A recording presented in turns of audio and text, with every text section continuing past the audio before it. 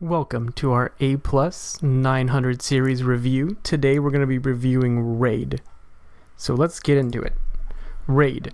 RAID stands for a redundant array of independent disks. So let's go over that a little bit. The word redundant means a backup or an extra copy. An array is a group. Independent just means singular disks, and well, disks is the word I want to talk to you about. When it's talking about disks, it means hard drive disks or HDDs. Yes, today more and more commonly we see SSDs out there, or solid state drives. But we named this back in the 90s.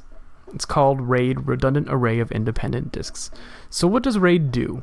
RAID groups many hard drives to improve data performance, redundancy, or both. Despite the name, not all RAID types add redundancy. So we mentioned there are many hard drives. Here's a little animation I made of disk 1 and disk 2. When I say disk 1 and disk 2, what I'm talking about here are two hard drives. These hard drives are both inside of one computer. Two hard drives, one computer, usually a desktop computer. This is a little hard to set up on a laptop. So with RAID 0, striping, data is striped across two or more hard drives. What does that mean? What does data striped across two or more hard drives mean? So let's take a look at that. We have here the word saving data. Let me see if I can use my mouse here. Okay, so let me show you. This is the stripe, SA. Let's imagine that we're going to save the word saving data. We hit save. Saving data goes written into our hard drive. So it starts to write. In RAID 0 striping, we have two hard drives and they're striped. So both of these hard drives spin up and start spinning at the same time. The S from saving, the first S goes into disk 1. The A will go into disk 2. The V into disk 1, the I into disk 2. So you see what's happening here. We're striping across. You can imagine stripes being drawn across here. SAVINGDATA. So what is happening here? How are we getting this fast performance that I mentioned? Well, if you can imagine both these hard drives spinning up at the same time and sharing the work, effectively you're writing to your hard drives twice as fast. The problem here is, what if one of these two hard drives dies?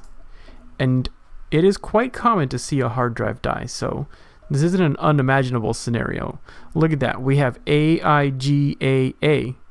Where's the other half of our data? It's gone. We striped it for speed. We lost one hard drive and now it's gone.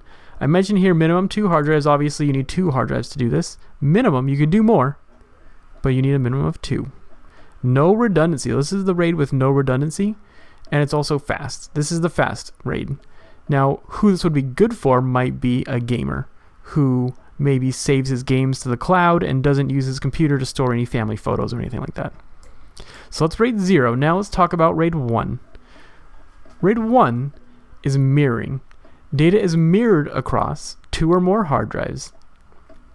You can see here in the picture here, we're saving the word saving data to our hard drives. On disk 1, I didn't have room to finish it, but you can see we get the whole saving data all on disk 1 and saving data all on disk 2 also. Disk 1 and disk 2 have an exact copy of the word saving data. I put slow performance here. It's not necessarily slow, it's just not any faster than normal. So again, you need a minimum of 2 drives. You can do more, but a minimum of 2. This is the RAID I prefer, by the way. If I was to set up a RAID, I would want an exact copy of all my data, so if one drive dies, I can just boot up right away to my other hard drive. RAID 1, mirroring. Now, if we lost one of our drives in mirroring, you see we still have our saving data here in disk 2. RAID 5 is next. This is where it gets complicated, but let's work through it. Striping with parity. Data is striped across 3 or more drives, but this time, a parity or backup block is saved. So we're again going to hit save on the word saving data. In this case, we have 3 hard drives. The minimum for RAID 5, by the way, is 3. So we begin striping here.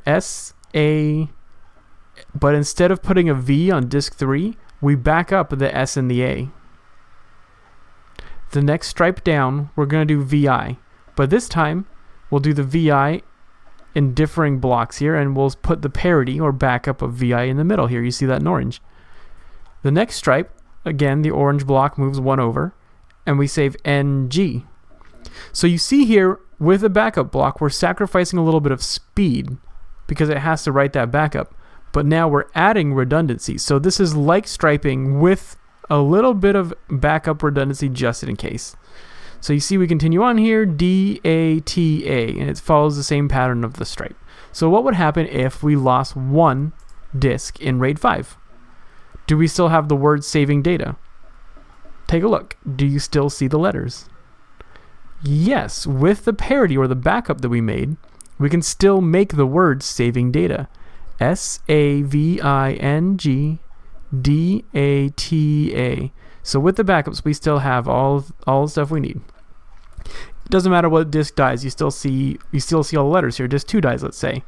SAVINGDATA, saving data, still there. Disk 3 dies, same thing. We still have saving data. You can see it there. The backup, the parity, is keeping us safe from losing one disk in a RAID 5 array. What if we lose 2 hard drives in RAID 5? Now we have SVNGDT. There's no coming back from that. You can't rebuild it. That's the end of your data. So if you lose 2 hard drives at once in a RAID 5, your data is done for. So now let's move on to RAID 10, or RAID 1 plus 0. So this is called a stripe of mirrors. RAID 10 is a stripe of mirrors.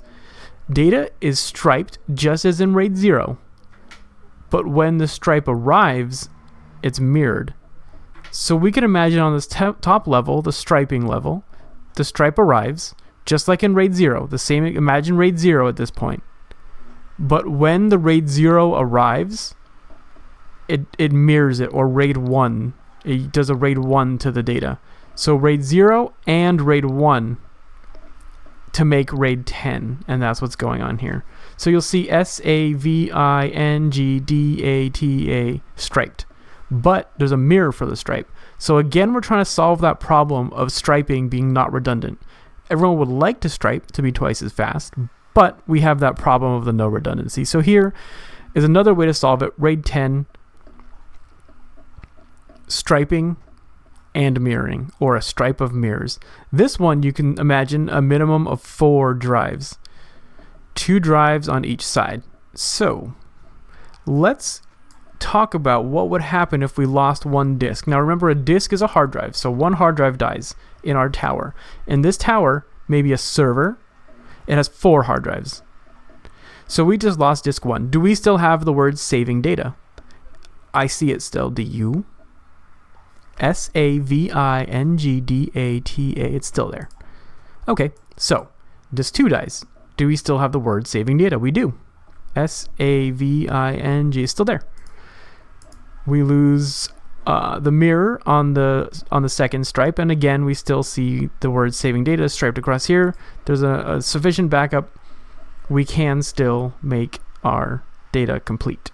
Now what if we lose 1 drive on each side? We lose the mirror on each side. Look at that. SAVING. So we can lose 2 of the 4 here. But what if we lose 2 on the same side? That would be the end of our data. So it depends on which 2 we lose, right? Or 3.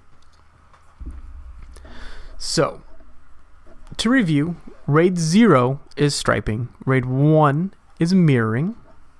RAID 5 is striping with parity. RAID 10 is a stripe of mirrors. So can you tell me the minimum amount of hard drives in RAID 0? Yes, if you answered 2, that is correct. Now can you tell me the minimum amount of hard drives in RAID 5? The answer is 3 hard drives minimum in RAID 5. So that concludes our review of RAID. Oh, it doesn't. We still have disk management. So in order to build a RAID array in your computer, and we cover this more, this is more of a 902 topic, and we're in 901 here, but I wanted to mention it since we're talking about RAID. You would go into disk management. There's a few ways of getting here. In any version of Windows, if you search for disk management, you'll find how to manipulate your hard drive and your disks in your computer. But here we go. Here's a picture of disk management. This looks like a Windows 7. This is a Windows 7 I have here. So you right-click on a hard drive or a partition. It could be a partition or a hard drive. You right-click on a drive and you select Add Mirror. So which RAID are we building there? Which RAID is that? Yes, that is RAID 1, mirroring. Add a mirror, RAID 1. So there you see it in disk management, Windows handling it. Windows also does striping. Windows does not, by default, do RAID 5 and RAID 10. You might need some hardware or extra software for that. And we'll talk about that a little bit more when we review 902. Thank you for viewing our video. Hope to see you in the next one. Keep it up. Keep studying for A+. Good luck on your test. And I'll see you in the next video.